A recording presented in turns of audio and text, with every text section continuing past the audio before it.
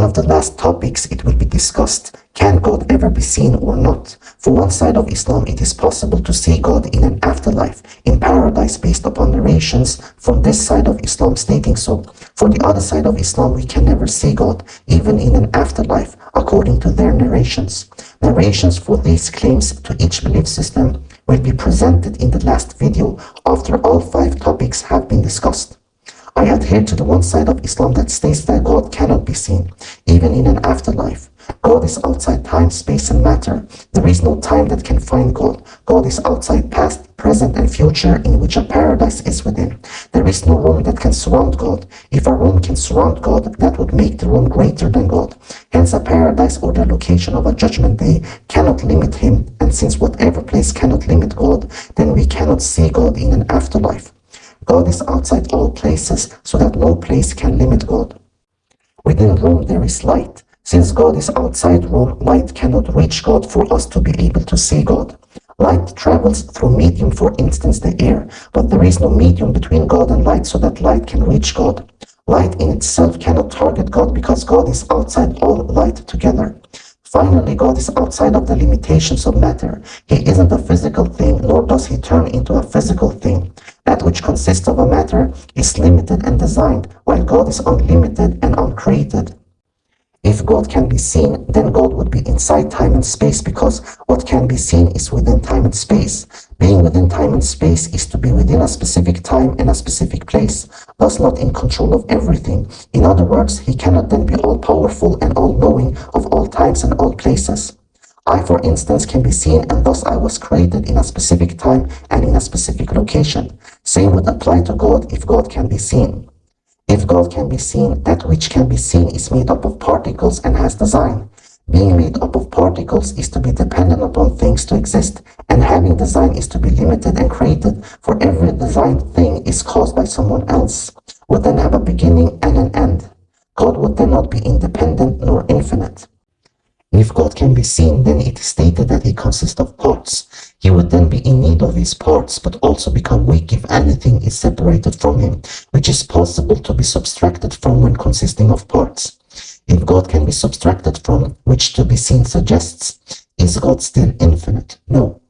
Now we have also stated that since to be seen indicates to having parts, because that which can be seen is distinguished, and what is distinguished do have parts. That which consists of parts is limited, for each part of which something is composed of constitutes itself a separate limitation, and what is formed from all separate parts into a certain whole form and structure is also limited in total. One that can be seen is divided and not one anymore. Hence it could be stated about God, if he can be seen, that there is multiple gods. For the universal life to come about, someone who is independent, infinite, all-knowing, and all-powerful must be behind it. Otherwise, the universal life will not exist. God cannot therefore be seen, because he could then not have caused the universal life. For to be seen is to be dependent, finite, limited, only knowing and powerful within little, as which have been described. God is one, which means there is no distinction in his essence. Only then can God, if he exists, create the universal life. The oneness of God is that he is one who is indivisible, abstract. This is only possible if one cannot be seen. Furthermore, being seen is to be bound to the concepts of when, where, how, and whom. That which can be seen has a when, where, how, and whom to its existence. It could then be asked, when and where did God come into existence? How did he come to be, and who created him? While the truth would be that God is outside these questions. He is the one who has caused the when, where, how, and whom, and himself is not bound to it. That is only possible if one cannot be seen, someone who is outside time, space, and matter, in which God is. We have limited God if we state that we ever can see God, because that which the eyes measures is limited, and what is limited has an end. What has an end will perish. But we know that God describes himself as infinite and unlimited, hence no eyes can perceive God. Now everyone would also interpret God differently if God can be seen. Me and you do not see or think alike, hence it could be stated that there are multiple gods and not one God if God can be seen. But if God is abstract, cannot be seen, then he is for us in our imagination and thoughts the same. Only a God that cannot be seen is the same for all, because then he is for our thoughts and imagination the same. Abstract one if we can see God, then we can think of him and imagine him differently. An afterlife is a dimension out of many dimensions. It would only be fair to state about God that he is outside all dimensions and that no dimension can fathom him. He describes himself with his 99 names to be abstract and not the one who can be seen or one with a body. Knowledge, power, mercy are all terms of being abstract rather than to be seen. And if we can see God, then this is a similarity to the creation, because then it could be stated that the creator can be seen and the created can be seen. But God mentions in the Quran that there is no similarities to him.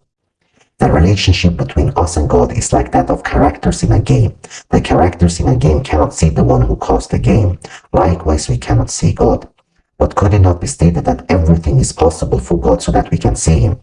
This question is not correct outside of logic, hence cannot be true. God in his essence is not limited nor bound to changes. Suggesting that we can see God is to limit God and change his essence. But God is free from and not in need of changes or limitations. Can God give birth? Never. So never can God be seen either. 2 plus 2 can never become 5. If we state everything is possible for God, then God can create a stone which he cannot lift. Or for the Christian belief that Jesus is God to be true.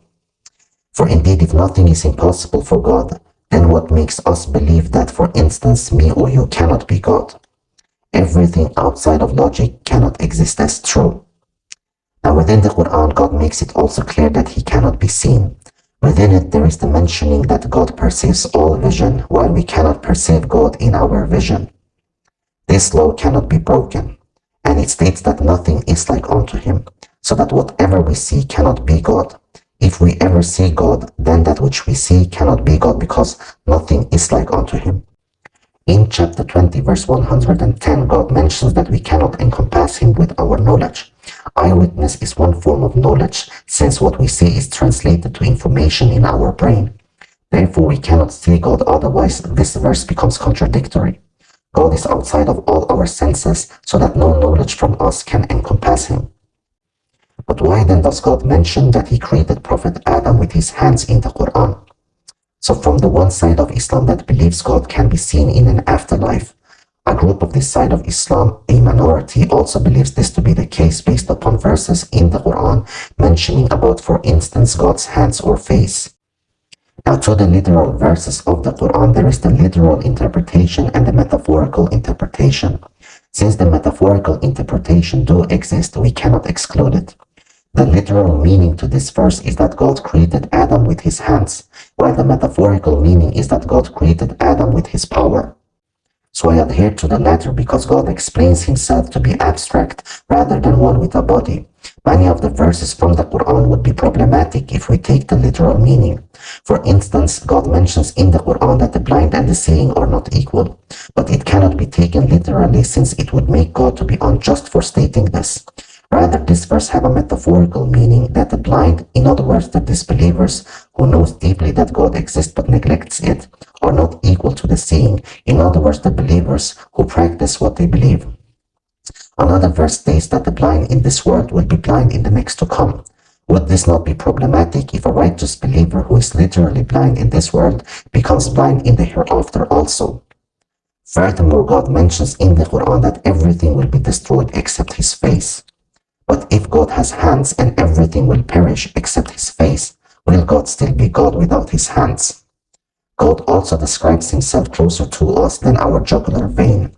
Now, if this verse was taken literally, then God would be inside of us, a place closer to us than our jugular vein. But we understand from this verse rather a metaphorical meaning, that nothing is hidden from God. A last verse out of many states that God's hands are over those who pledged allegiance to the Prophet. Here the word hand in relation to God has a metaphorical meaning. So would it then not be possible and more accurate to state that God's hands in the verse about Prophet Adam is taken metaphorically also? If I say you will get kicked out from the job or you are fired from the job, does this mean that you will literally be kicked out or burned?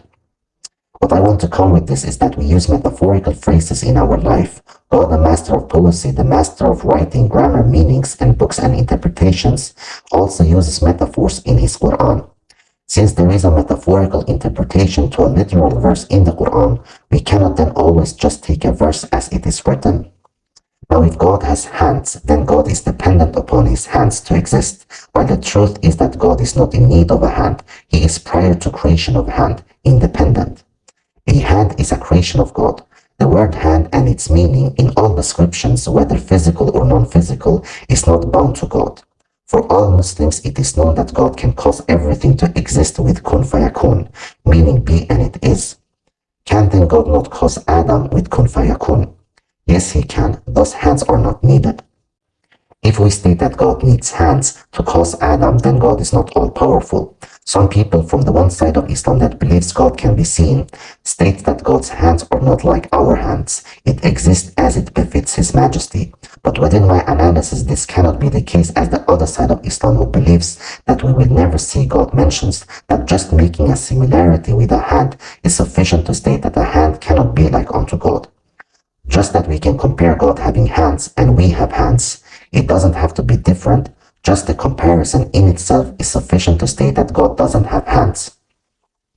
A body or to be seen is contained, dependent upon a standing within time, space, and matter, thus limited in structure, similar to creation, imaginable, something to be alike, comprehensible and apprehensible. This does not fit upon a God, creator of the universe and all life. Rather, God is the opposite of this description and any description. He is not bound to anything save a body or to be seen. God is unlimited, infinite. Because God is unlimited and infinite, then nothing can limit God. Not time, no space, no matter, not a body, nor to be seen. For all these reasons mentioned here, I adhere to the one side of Islam that states God cannot be seen. He will manifest himself within a paradise or a judgment day in another way which would also be very clear, but not with the naked eyes for us to see him, rather through intellect, heart, and intuition. In a paradise, everything will be amplified for a believer to be close to God, but with other measurement than the senses. We don't need to see God for him to exist or for us to state that he exists. If we don't see him in a judgment day or in a paradise, are we going to disbelieve? We cannot see him now, yet we believe firmly in him, or do we?